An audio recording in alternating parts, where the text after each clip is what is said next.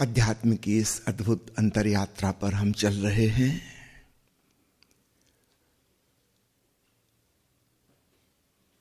कबीर साहब ने उदाहरण दिया, मीन पिघल भई पानी।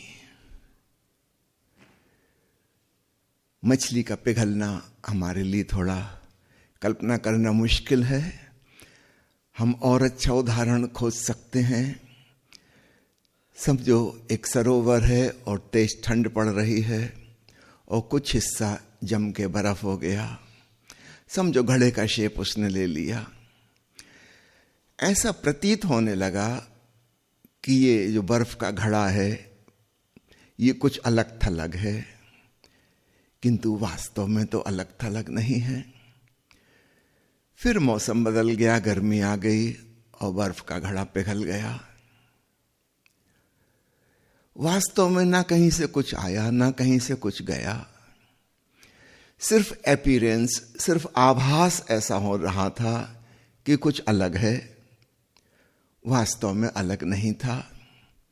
तो सामान्यतः हम सोचते हैं मिट्टी के घड़े की उपमा में कि भीतर का आकाश बाहर का आकाश एक है, मकान की उपमा में कि मकान के भीतर का स्पेस बाहर का अंतरिक्ष एक है।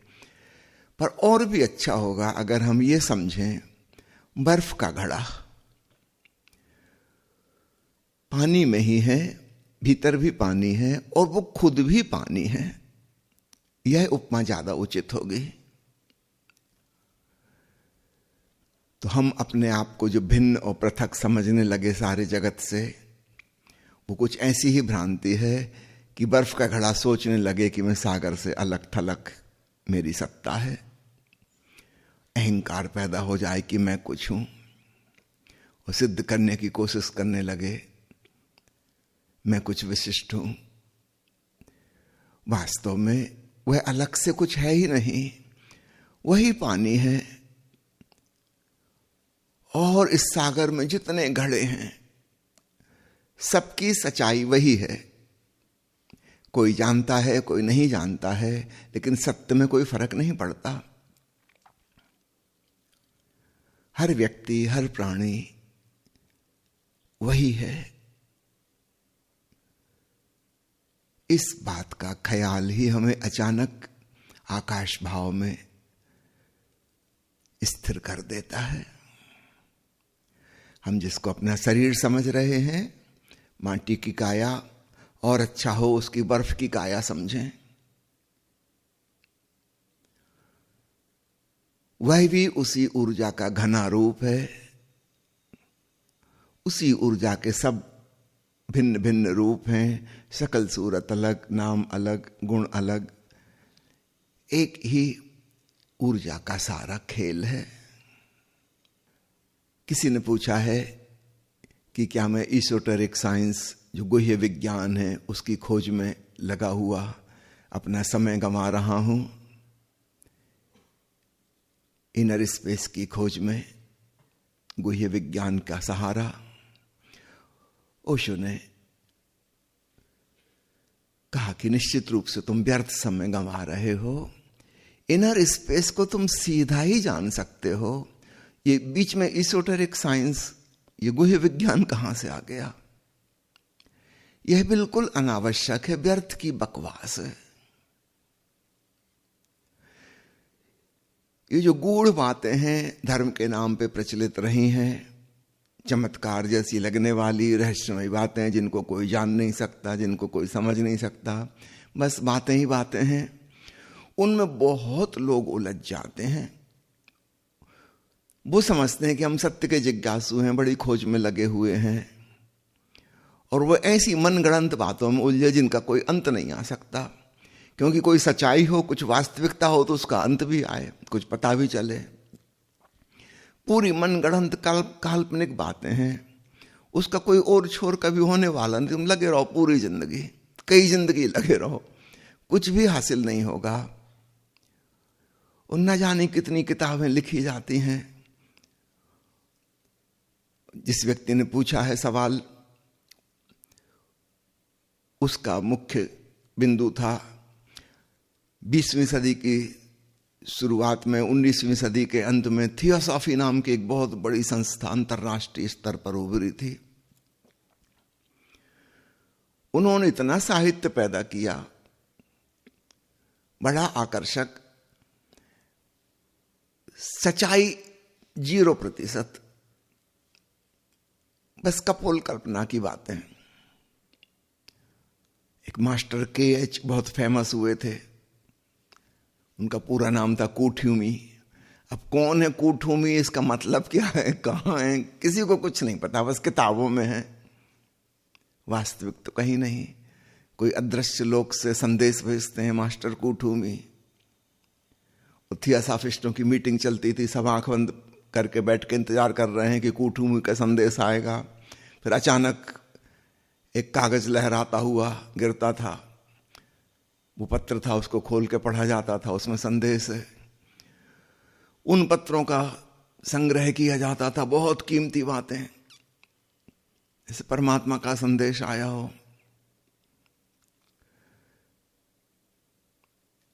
और पूरे विश्व के लोग प्रभावित थे थियोसॉफिकल मूवमेंट से,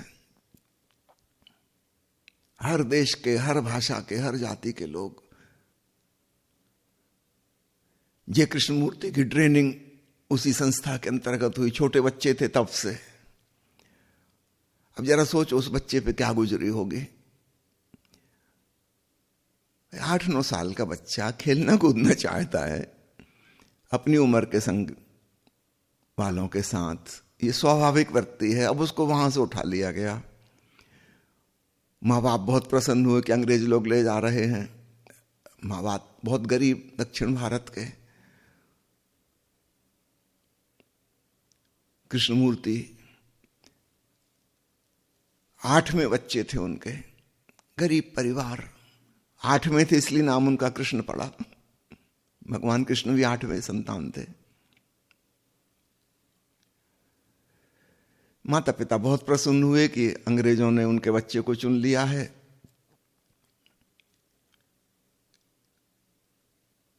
अब उस छोटे से बच्चे की साधना, अब वो अपनी मर्जी से तो आया भी नहीं है, जबरदस्ती उसको थोपा जा रहा है, विश्व गुरु बनाना है। वो छोटे बच्चे को अभी खेलने कूदने के दिन है, अब ये विश्व गुरु बनाने की ट्रेनिंग चल रही है। दुनिया भर की नॉनसेंस इsoteric बातें सिखाई जा रही हैं।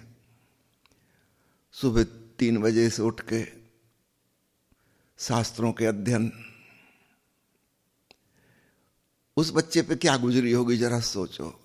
और थियोसॉफिकल सोसाइटी में सब बड़े बूढ़े रिटायर्ड लोग थे, जिनको कुछ नहीं था सिवाय बकवास करने को और कोई काम ना था। उस प्रकार के लोग। कृष्णमूर्ति के भाई को भी चुना गया था, फिर भाई की मृत्यु हो गई। उसका सदमा भी उनको लगा। जब उनके भाई की मृत्यु हो गई इस कठिन साधना के दौरान, तब उनके माता पिता चौंके कि दूसरे बच्चा भी खत्म ना हो जाए। तो उन्होंने वापस मांगा। थियोसॉफिकल वालों ने मना कर दिया कि नहीं, वापस नहीं करेंगे। अब गरीब पिताजी, उन्होंने कोर्ट में मुकदमा कर दिए। इतनी हिम्मत नहीं कि कोर्ट में केस लड़ पाएंगे, वकील कर पाएंगे। अंग्रेजों से कौन लड़, उस समय अंग्रेजों की सत्ता थी।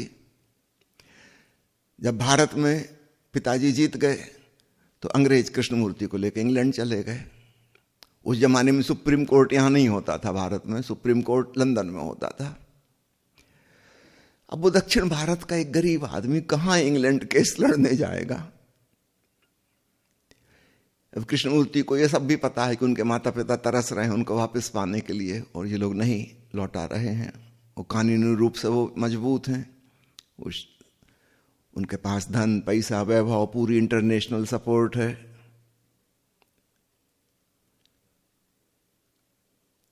पच्चीस साल बाद जब थियोसॉफिकल सोसाइटी वालों ने कहा कि अब आप एक अंतर्राष्ट्रीय सभा में घोषणा कर दीजिए कि आप के शरीर में भगवान बुद्ध की चेतना प्रवेश कर गई है और आप विश्व गुरु हो गए हैं, कृष्णमूर्ति मंच पर खड़े हुए। उन्होंने कहा कि ये संस्था मेरे लिए बनाई गई है, स्टार ऑफ द ईस्ट, एक विशेष संस्था थी जिसके हेड कृष्णमूर्ति थे।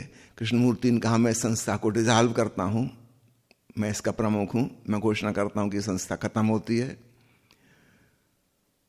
कोई मैत्रेय की आत्मा मुझ में प्रवेश नहीं कर रही और इसके आगे मुझे कोई बात नहीं करनी, बात खत्म। अब वे मंच से उतर गए।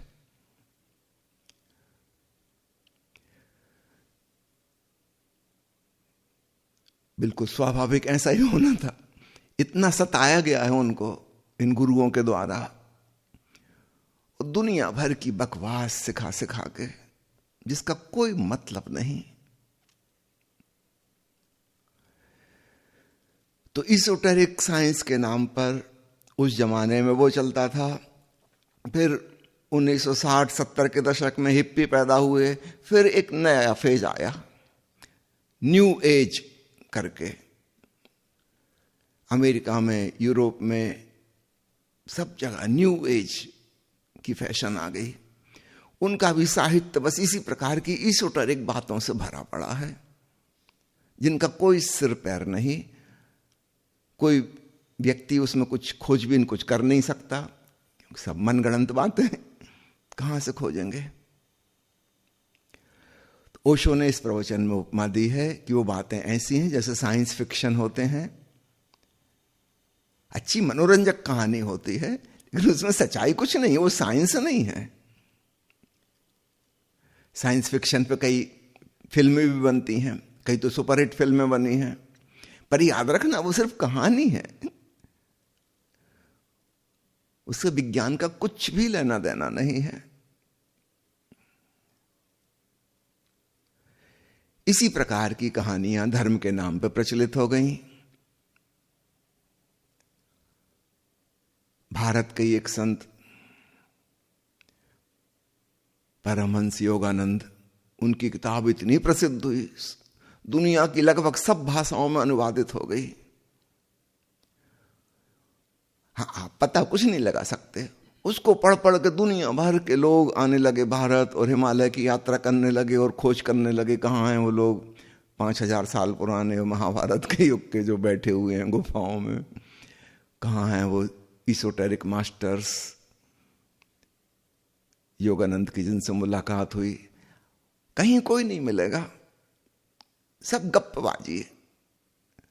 तो जैसे स्पिरिचुअल फिक्शन इसको हम कह सकते हैं, जैसे साइंस फिक्शन होता है ऐसे स्पिरिचुअल फिक्शन है, मनोरंजक कहानियां, सच्चाई बिल्कुल नहीं।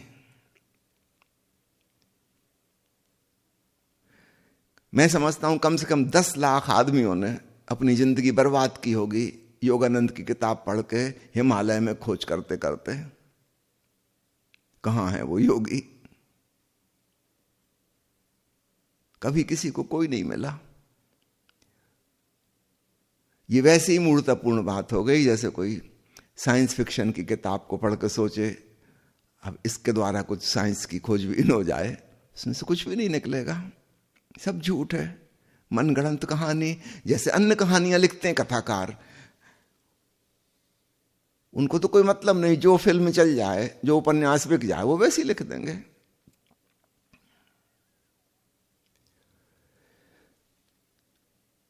अन्य कहानियों के बारे में तो हमें पता होता है कि झूठी हैं, क्लियर कट लिखा होता है। साइंस फिक्शन तो फिक्शन है, काल्पनिक है। मुसीबत ये होती है धार्मिक कहानियों के संग ये लिखा नहीं रहता कि काल्पनिक, और पढ़ने वालों में इतनी बुद्धि नहीं होती, और बचकानी बुद्धि वाले लोग बहुत प्रभावित होते हैं। कुछ रहस्यमय, कुछ गूढ़, जिसको कोई नहीं जानता, चलो उसका पता लगाएं। आप पूरी जिंदगी का बाद में कुछ भी पता नहीं चलेगा। और इनर स्पेस तो यहां मौजूद है साक्षात, अब भी छुपा हुआ तो कुछ है ही नहीं, गूढ़ कहने की तो बात ही नहीं है। जो प्रकट जगत दिखाई दे रहा है वह प्रकट ब्रह्म है, भीतर डूब के जो देखते हैं वह प्रकट ब्रह्म है। परमात्मा तो मौजूद है।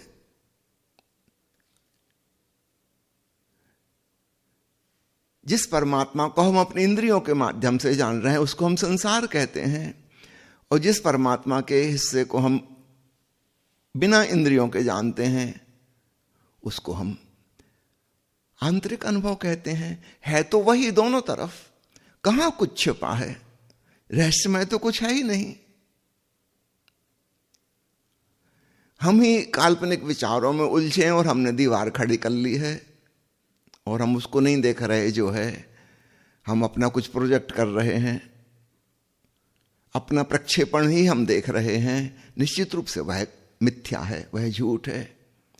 जब शंकराचार्य कहते हैं जगत मिथ्या है, तो इसका ये मतलब नहीं कि पेड़ पौधा मिथ्या है और नदी पहाड़ मिथ्या है और आदमी और पशु पंछी मिथ्या हैं। तो शंकराचार्य को भी भूख लगती है तो भोजन करते हैं, तो भोजन मिथ्या थोड़ी है। प्यास लगेगी तो पानी पिएंगे। और शंकराचार्य ने इतनी यात्रा की, अगर जमीन ही मिथ्या है तो कहां यात्रा कर रहे थे, क्यों कर रहे थे?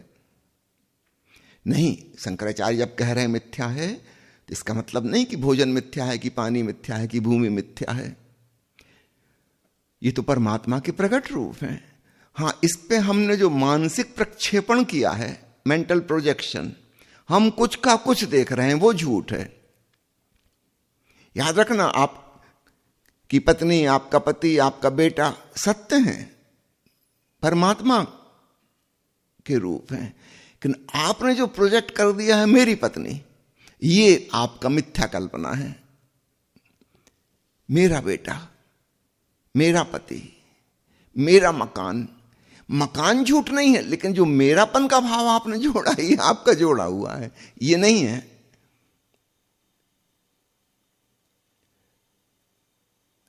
तो खूब अच्छे से समझना मिथ्या क्या है। अगर हम उस मिथ्या को ड्रॉप कर दें तो सत्य अपनी पूरी महिमा में प्रकट ही है, छुपा हुआ तो कुछ था ही नहीं। तो भीतर का इनर स्पेस भी उपलब्ध है, बाहर का संसार भी उपलब्ध है। जो मिथ्या प्रक्षेपण हम कर रहे हैं अपने विचारों से, धारणाओं से, विश्वासों से, अगर हम उसको ड्रॉप कर दें कुछ सेकंड के लिए भी, अचानक हम पाएंगे शांति ही शांति है, आनंद ही आनंद है।